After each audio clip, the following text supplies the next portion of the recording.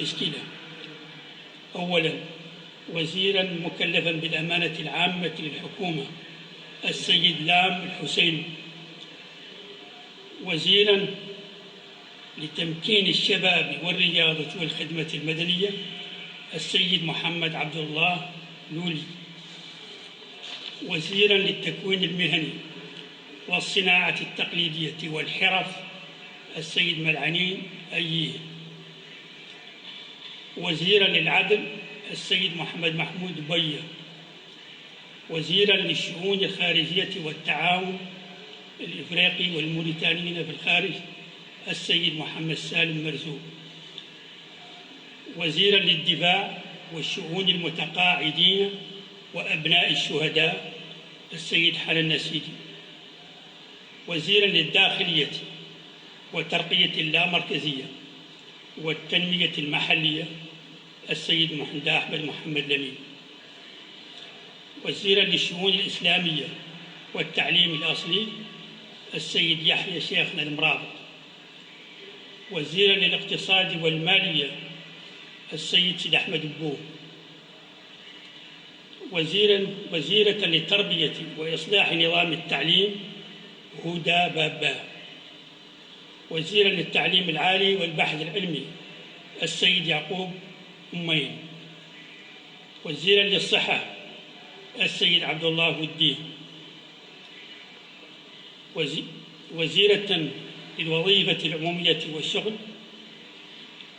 وزيرا للوظيفة العمومية والشغل السيد محمد السويدات. وزيرا للتحول الرقمي وعصرنة الإدارة السيد أحمد سالم بدر. وزيرا للطاقة والنفط السيد محمد خالد. وزيرا للمعادن والصناعة السيد تيام تيجاني.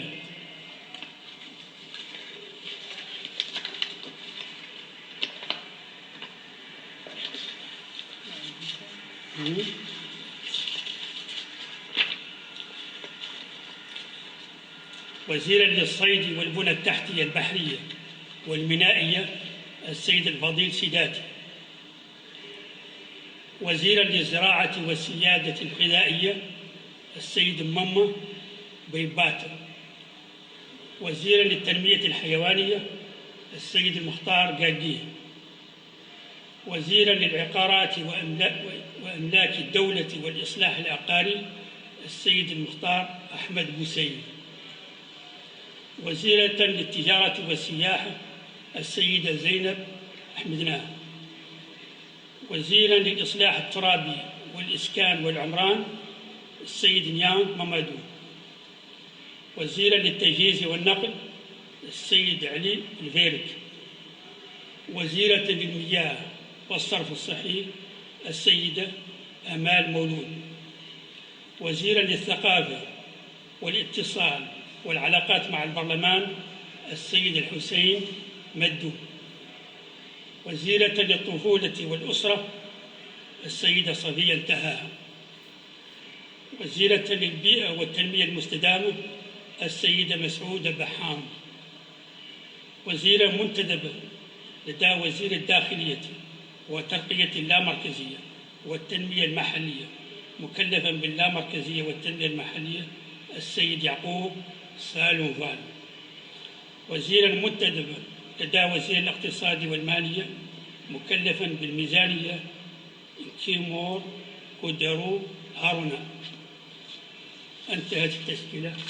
السلام عليكم ورحمة الله.